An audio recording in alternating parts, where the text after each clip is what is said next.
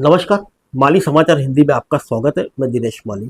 भाजपा की कथित अंदरूनी खींचतान से उड़ी चाणक्य की नींद। आइए जानते हैं विस्तार से।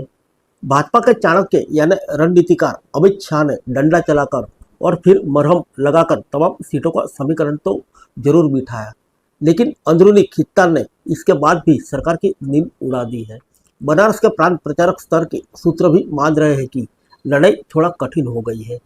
एक जिले के नगर कार्यवाह ने कहा कि पिछले महीने से हालत ज्यादा खराब हुई है। संघ से भाजपा में आए प्रयागराज के सूत्र का कहना है कि रही सही कसर बसपा सुप्रीमो मायावती ने अपने भतीजे आकाश आनंद पर कार्रवाई करके पूरी कर दी है। फैजाबाद के एक असरदार भाजपा नेता का मानना है कि दिल्ली के मुख्यमंत्री अरविंद केजरीवाल ने जेल से आने के बाद मुख्यमंत्री आदित्यनाथ को लेकर जो भविष्यवाणी की है, वह आवाज गाजियाबाद से लेकर गोरखपुर तक सुनी जा रही है।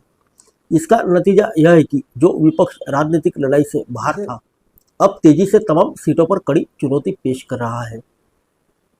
आइए जानते हैं कहां कहां बढ़ रही है चुनौती। रायबरेली को साधने के लिए गृह मंत्री अमित शाह विधायक मनोज पांडे के घर गए थे। रायबरेली के साथ साथ अमेठी में भी अब भाजपा को कड़ी चुनौती मिल रही है।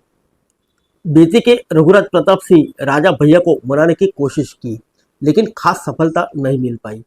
नतीजन कौशंबी, प्रतापगढ़, इलाहाबाद, फूलपुर का गणित डगमगा गया। बताते हैं कि कहीं ठाकुर नाराज है तो कहीं अंदर खाने में धमाल मचा हुआ है। इलाहाबाद में नंद गोपाल गुप्ता नंदी भी नाराज है। देखिए, यही स्थिति अब चंदौली में देखने मिल रही है। मछली शहर में कड़ा मुकाबला है तो जौनपुर की लोकसभा सीट पर बसपा प्रत्याशी के बदलने धनंजय सिंह द्वारा भाजपा के प्रत्याशी कृपाशंकर सिंह को समर्थन देने के बाद भी मामला पटरी पर नहीं आया है। जौनपुर में कृपाशंकर सिंह को धनंजय सिंह की पत्नी के चुनाव न लड़ने का फायदा जरूर मिला है, लेकिन इसके साथ साथ साइलेंट वोटर्स की नाराजगी उन्हें तंग कर सकती है। भाजपा के टिकट पर जौनपुर से विधायक का चुनाव लड़ चुके सूत्रों का कहना है कि मुंबई वाले नेता कृपाशंकर सिंह जम गए तो वहां के जमीनी कार्यकर्ता और नेता का क्या होगा। जौनपुर के बगल में आजमगढ़ है। यहाँ से सपा के धर्मेंद्र यादव चुनाव लड़ रहे हैं। आजमगढ़, सलेमपुर, गाजीपुर, घोसी में भी एनडीए को कांटे की टक्कर झेलनी पड़ सकती है। ओम प्रकाश राजभर के बेटे अनिल राजभर छड़ी चुनाव चिन्ह के साथ मैदान में है। यूपी के उप मुख्यमंत्री ब्रिजेश पाठक ने अनिल राजभर से अगड़ी जाति के लोगों से माफी मंगवाई है, लेकिन मामला बनता कम दिखाई दे रहा है। आइए जानते हैं कौन कौन से मुद्दे से अटकी भाजपा की सांसें।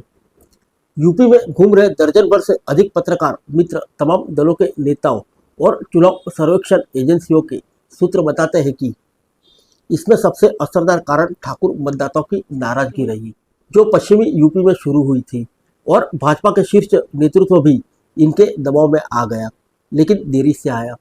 ठाकुर मतदाताओं के मन में अरविंद केजरीवाल की यह बात ठहर गई है कि सीएम योगी आदित्यनाथ को सितंबर 2024 में हटाया जा सकता है।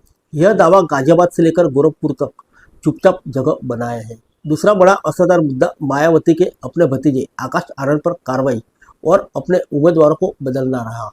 बताते हैं कि सबसे ज्यादा प्रत्याशी समाजवादी पार्टी के अखिलेश यादव ने बदले, कई सीटों पर 3-3 बार बदले, लेकिन समाजवादी पार्टी यूपी में मुख्य विपक्षी दल है, इसलिए उस पर इसका असर नहीं पड़ेगा। बसपा के इस तरह के प्रयास का संदेश भाजपा के पक्ष में खड़े होने का चला गया। इसके कारण अल्पसंख्यक समेत तमाम मतदाता रणनीतिक निर्णय लेते दिखाई दे रहे हैं। तीसरा बड़ा कारण यूपी में लोकसभा चुनाव पूरी तरह से जातिगत मुद्दे पर चले जाना सपा और अखिलेश के उम्मीदवार के चयन में चतुराई का रहा है। फिर मिलेंगे अगले बुलेटिन में अन्य किसी खबर के साथ। तब तक के लिए इजाजत दीजिए। नमस्कार।